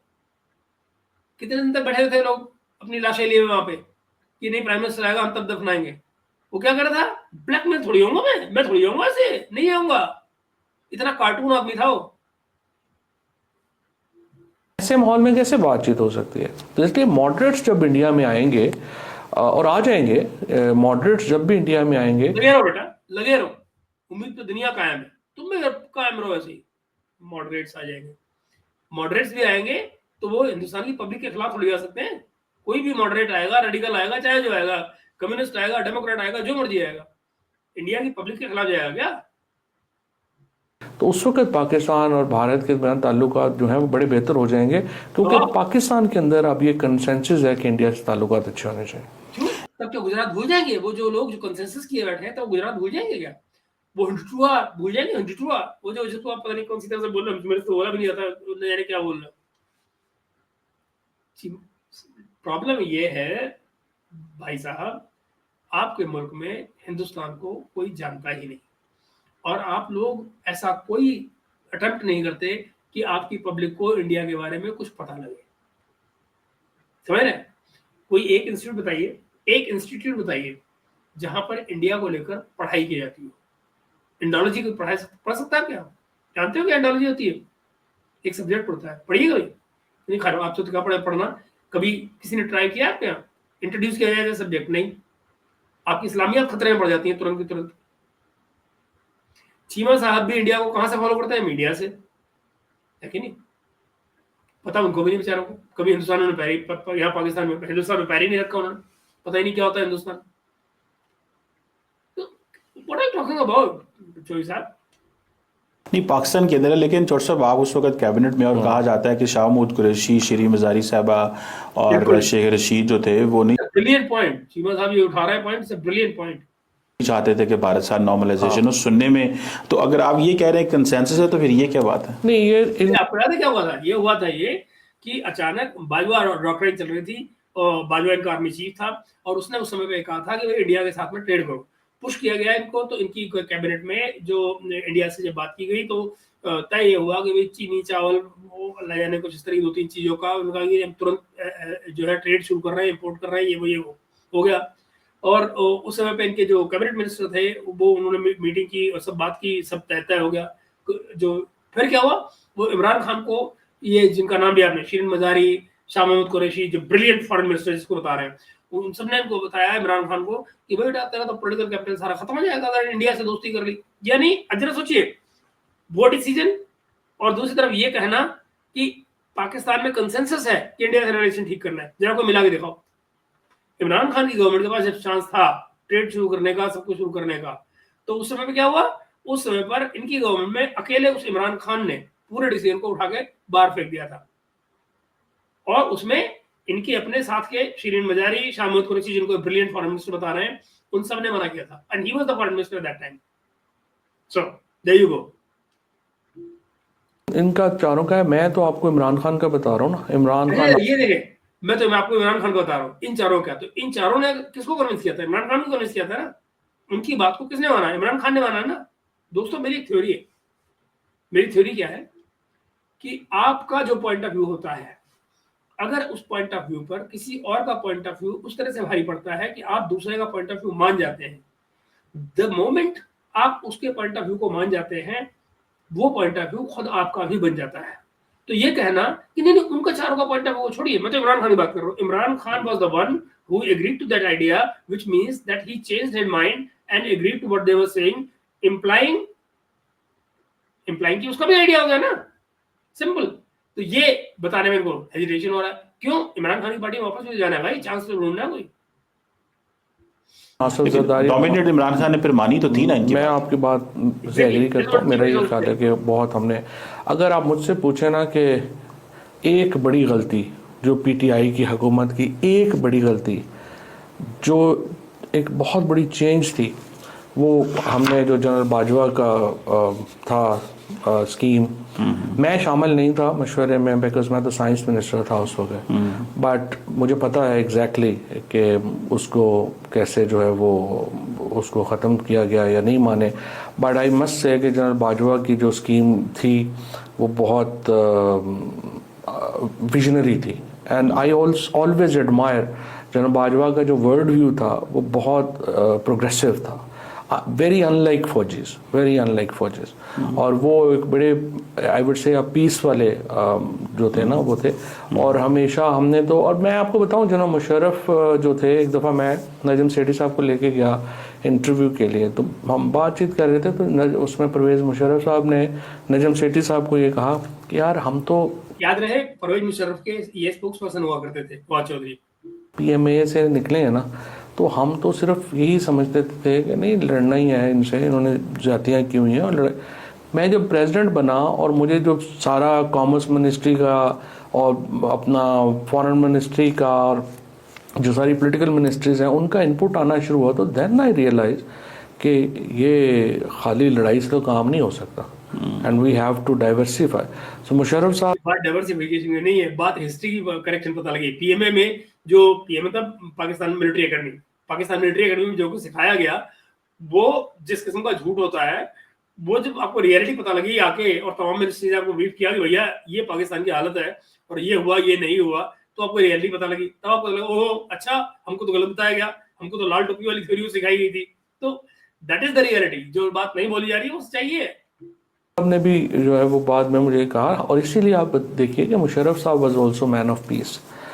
मैं समझता हूँ कि हिंदुस्तान में उस वक्त बहुत बड़ा मौका, ये हिंदुस्तान में जो मौका था वो हमारे यहाँ के प्राइम मिनिस्टर भी थे, वीक और बड़ी ये मैं मतलब माजरत के साथ ये बात मैं बिल्कुल मानता हूँ, हमारे यहाँ जो पीस को मौका देने वाली बात थी वो कोई मुशर्रफ नहीं दे रहे थे, वो हमारे यहाँ से मौके दिए जा रहे थे कि चलो कोई बात नहीं, क्योंकि उससे पहले था कांग्रेस का राज।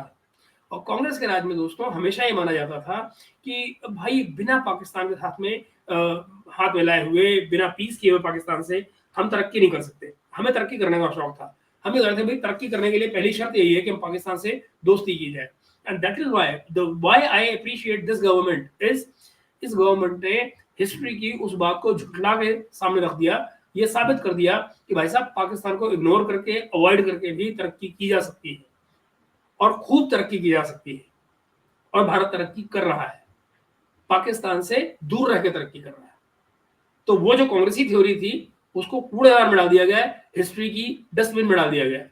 और ये इनको बात समझ में नहीं आ रही है, ये जो सामने बुजुर्ग बैठे हुए हैं। आया हुआ कश्मीर की सेटलमेंट का जब परवेज मुशर्रफ साहब आगरा गए, और यहाँ पे बहुत बड़ा मौका हमने पीटीआई में हमने ज़ाया किया जब हमने जनरल बाजवा की जो स्कीम थी उसको हम नहीं माने। महल जनरल बाजवा कहते हैं कि उस वक्त फैसला ये टाइमिंग का भी क्या चक्कर था, ये नहीं माने, वो तो ट्रेड वाली बात थी। उसके बाद भी कुछ हुआ था, उसके बाद में ये भी हुआ था कि भारत ने इनसे कहा था कि भाई हमको अफगानिस्तान जाने के लिए कॉरिडोर दिया जाए, वाघा का बॉर्डर से रास्ता दिया जाए, और इन लोगों ने तमाम 50 किस्म की नॉनसेंसिकल बकवास की थी उस टाइम पे, और बेसिकली उसको शूट आउट किया था, शूट डाउन किया था।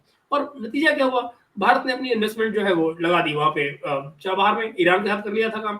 जब वो ईरान पे चाबहार का एग्रीमेंट हो गया, उसके बाद बाजवा की ऑफर आई थी हमको कि साहब हम दे देते हैं रास्ता, तो भारत ने रख लो अपने रास्ता, हमको नहीं चाहिए। उस टाइम पे बात हुई थी, बात में समय इग्नोर मार दिया था यार, कौन तुम्हारे पर यकीन करे। और सच्चाई ये है, अच्छा किया इग्नोर मारा, अच्छा किया इग्नोर मारा, क्योंकि दोस्तों वरना जैसे भी अफगानिस्तान के साथ कर रहे हैं ना, तुर्बत का बॉर्डर डाउन, शटर बंद, शटर खुला, शटर बंद, शटर खुला, ये आपके साथ वही वाघा बॉर्डर पे करते हैं। आज ये आपके साथ बात नहीं कर सकते इस मामले में, क्यों? क्योंकि आपने वो कंट्रोल करने का जो इनका जो रास्ता था वो आपने माना ही नहीं। That is what I like about this government. हुआ था कि मोदी साहब बलूचिस्तान आएंगे और इमरान खान साहब मोहाली जाएंगे क्रिकेट मैच देखने, और कराची में ये हाथ लहराएंगे तो चीजें जो है वो बेहतर हो सकती हैं। और रानी का मंदिर है जी जी, तो मैं बल्कि रिसेंटली एक सेनेटर है बलूचिस्तान से, उनसे मिला तो उन्होंने मुझे इतना जानते हैं, बलूचिस्तान में मौजूद उस मंदिर का भाई को नाम तक नहीं मालूम, रानी का मंदिर है, मंदिर का नाम तक नहीं मालूम है। या ये किससे आते हैं? ये उसी चीफ जस्टिस ऑफ पाकिस्तान का रूल था, जहां चीफ जस्टिस ऑफ पाकिस्तान था, वो क्या बकवास करता था कि वो जी पार्टीशन के टाइम पर दो लोग थे, एक तो हम पाकिस्तान वो मुसलमान थे, और जो दूसरी कौम है उसका मैं नाम भी नहीं लेना चाहता जबान पे। समझ रहे हैं ना, ये बेसिकली उस बैकग्राउंड से आते हैं ये लोग जो ये बात कर रहे हैं। बताया कि हम तुम्हारे पे तैयारियां शुरू हो गई, उसको तैयारी की, तो वो कहता बाद में पता चला कि यहाँ पे ये क्यों इतना पैसा लग रहा है। वो पता चला कि मोदी साहब सरकार को पता ही नहीं है कि वहां पे क्यों पैसा लग रहा है, और फौज पैसा लगा रही थी। दैट मींस कि सारे का सारा इनिशिएटिव जो है वो तो आर्मी टू आर्मी कॉन्टैक्ट्स के जरिए हो रहा था, जो वाइवा करवा रहा था। सरकार को पता ही नहीं था, तो सरकार को जब पता लगा तो तुमने क्या किया? रिजेक्ट कर दिया। अब उसको गलती मान रहे हैं, ऐसे ही होता है भाई, यहाँ पे आना है। तो वो एक तो फिर चोर साहब बात तो यही है कि सियासतदान जो है वो अपने पॉलिटिकल बेनिफिट के लिए देखो ना, एक प्रॉब्लम है ना चीमा साहब, देखिए प्रॉब्लम उस वक्त ये हो गई जिसमें अगर आप दूसरी साइड की भी देखिए, पर मैं जिस तरह मैं कह रहा हूँ कि मैं तो हक में हूँ, और आप कैबिनेट में देखिए मैं इंडियन फिल्में बिल्कुल बंद नहीं करना चाहता था, और मैंने ये बात कही 10 बार कि हम अपना सिनेमा खत्म कर लेंगे अगर हम इंडियन फिल्में बंद करेंगे। और हमने जाहिर है वो इंटरेस्ट में मालूम है ना भाई, मुझे मालूम है वो इंटरेस्ट आपका, बिल्कुल उल्टा अपना नुकसान किया, कोई उसका फायदा नहीं हुआ। देखिए आप मैं जो शीरी से जो मेरी बहुत लड़ाई भी रहती है, और शेख रशीद साहब से, और शेख साहब तो खैर चूंकि वो ओल्ड स्कूल हैं वो तो वही बात करते हैं, बट शीरी मजारी से और शाह साहब से जो मेरी हमेशा इख्तलाफ उनसे ये रहा, मैं उनसे ये बात कहता हूँ कि आप अग्रेसिव, और देखें अग्रेसिव उनकी गवर्नमेंट की अग्रेसिव पॉलिसीज को क्रिटिसाइज 100% करना चाहिए, मेरे से ज़्यादा कौन करता है। मैंने तो आपके सामने हमेशा बहुत अग्रेसिव स्टांस रखा है, बट आप वो पॉलिसीज ना बनाएं। मदद क्या मिली उससे? आपने बड़ा एग्रेसिव स्टांस लिया तो उससे आपको हिंदुस्तान से मिला क्या? हिंदुस्तान से रिस्पॉन्स क्या गया? आपको क्या लगता है कोई हिंदुस्तान में कोई झेलेगा आपके अग्रेसिव रिस्पॉन्स को? मतलब ही नहीं होता। हमारे क्या जरूरत है ऐसी चीज की? जिससे कॉमन इंडियन और कॉमन पाकिस्तानी जो है वो हर्ट हो। We must emphasis of a people to people relationship. ऊपर वाले जो है हमारे साथ ज्यादती करेंगे, हम उनसे निबड़ेंगे। जो ऑपरेशन स्विफ्ट रेड हॉट हमने किया, कमाल हमने यार स्विफ्ट डॉट जो है वो स्विफ्ट रिटॉर्ट था, कुछ ऐसा, और उसके बाद दुनिया बदल गई। उसके बाद में बहुत कुछ और बदल गया है। अब तो बात ही बिल्कुल खत्म हो गई है। अब तो आप हिल भी नहीं सकते अपनी जगह से, इतना कुछ हो गया है, चीजें इतनी बदल गई हैं। तो आप देखते जाइए अब तो। और ये पीपल टू पीपल कांटेक्ट ऐसे कैसे होता है कि आप पीपल टू पीपल कांटेक्ट कर लेंगे और गवर्नमेंट टू गवर्नमेंट जो है लड़ाई करेंगे। वाह वाह, क्या थ्योरी है। किया। और हमारी एयरफोर्स ने जिस तरीके से किया, और उसको जो है वो हमें उसको भी, लेकिन देखिए ना उसके बाद क्या हुआ था, वो उसके बाद क्या हुआ था जो तुम्हारे उसके बाद क्या हुआ था, यू नो। हर चीज में बैलेंस इज एवरीथिंग। आपको बैलेंस नहीं लूज करना चाहिए। हमने इंडियन फिल्में बंद करके बड़ी गलती की, हमारे सिनेमा सारे खत्म हो गए। और इसी तरह से जो ट्रेड है, देखिए ना, प्रॉब्लम ये है कि चीमा साहब फिर जो है ना हमें तो कह देते हैं ना कि पंजाबियों की बात करते हैं और ये वो, बट फैक्ट इज देखें खैबर पख्तूनख्वा के साथ जो है वो चाइना भी उसको जो है वो गिलगित बल्तिस्तान वगैरह के जरिए जो है वो उधर भी आ जाता है। और फिर आपका अफगानिस्तान आ जाता है। लाइकवाइज बलूचिस्तान के साथ ईरान है और अफगानिस्तान। Punjab is landlocked. हम इंडिया के साथ ट्रेड नहीं करेंगे तो किससे करेंगे? बिल्कुल सही कह रहे हैं। तो और कराची के पास समंदर है। बिल्कुल सही। देखें हमें तो खुलना पड़ेगा। बिल्कुल सही। और सबसे ज्यादा जो उसको खुलना पड़ेगा, पंजाब को खुलना पड़ेगा, समझ रहे ना। मतलब इनको पंजाब का लैंडलॉक होना नजर आ रहा है, उसका खुलना जरूरी नजर आ रहा है, मगर इन प्रोसेस कर क्या रहे हैं।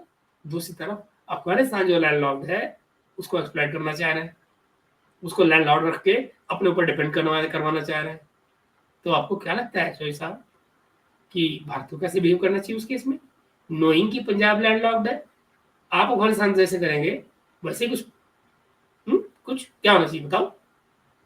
47 में अगर नुकसान तो बंगालियों का और पंजाबियों ने का ही हुआ ना, बाकी तो इंटैक्ट रह गए।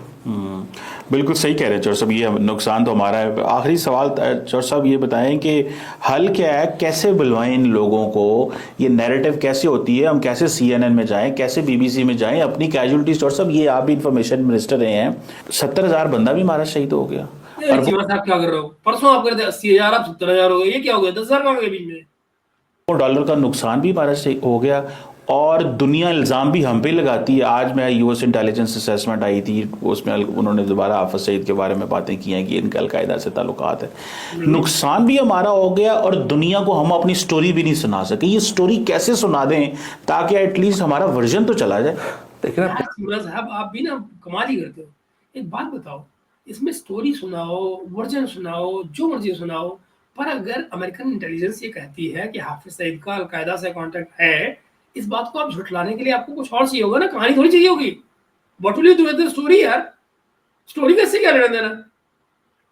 आप फैक्ट को इग्नोर करके स्टोरी सुनाओगे किसी को? The fact will always overrule the story. Try to understand this. पहली बात तो ये है कि देखें आपके यहाँ कितने इंडियन चैनल्स हैं, इंग्लिश चैनल्स हैं, आपके यहाँ कितने अरबिक चैनल्स हैं।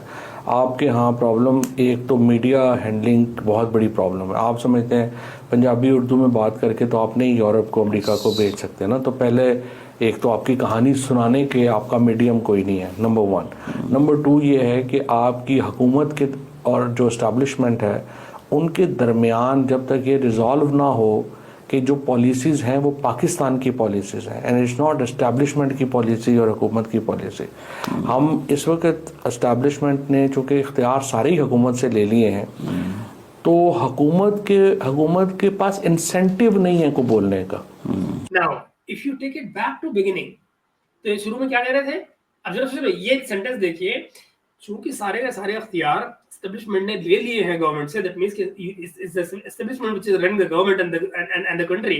तो मुझे बताइए, ऐसे में ये कहना कि पॉलिटिशियंस ने, शुरू में बात कहां से शुरू हुई थी?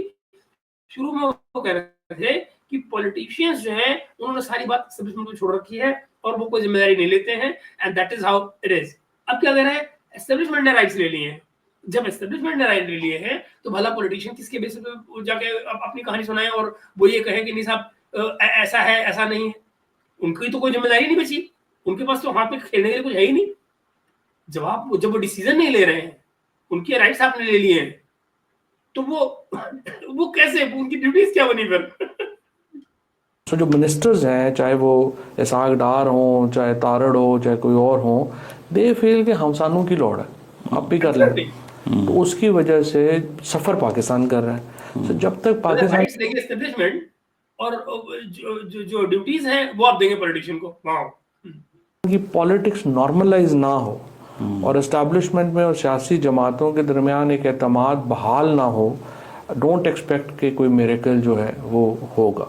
थर्ड बात जो है वो ये है कि आपको जो स्टोरी है वो सुनाने की वो लोग, ह्यूमन रिसोर्स चाहिए आपको जो आपकी स्टोरी सुना सकें और बता सकें। और उसके लिए मेरे ख्याल में यंगस्टर्स को आपको जो है वो ट्रेन करना पड़ेगा, उनको लेके आना पड़ेगा। बिल्कुल ठीक है, thank you very much Fawad चौर साहब। ये है वो दोस्तों जो बातचीत जो मुझे आपको दिखानी थी, और उम्मीद करता हूँ कि आपने कम से कम मेरी बात को समझा होगा। जो मेरा काउंटर था इनकी बातों को, जय साहब की, मेरे बड़े अच्छे दोस्त हैं, बड़ा उन्होंने मेरे लिए पाकिस्तान में आने में किया भी था इन्होंने मेरे लिए, तो मैं वो एहसान अपनी जगह पर। लेकिन जहां बात नेशनल नैरेटिव की आती है, जहां बात ये कि आप सच बोलने की बात आ रही है, तो वहां पर मुझे लग रहा है वो थोड़ा सा लेफ्ट राइट सेंटर कर रहे हैं वहां पे। एनीवे, तो आप अपनी राय इस चर्चा पर जरूर दीजिएगा कमेंट्स करके, और मैं, आप जानते हैं हमेशा कहते हैं, मैं रिस्पॉन्ड करूंगा आपको, हमेशा करता हूँ, आज भी करूंगा। तो बताइएगा अपनी राय, और चैनल को अगर आपने सब्सक्राइब ना किया हो तो कर लीजिएगा, और वीडियो को लाइक एंड शेयर कीजिएगा। हम लोग मिलते हैं अगले वीडियो में देर शाम में एक बार फिर से। Bye bye for now and good night.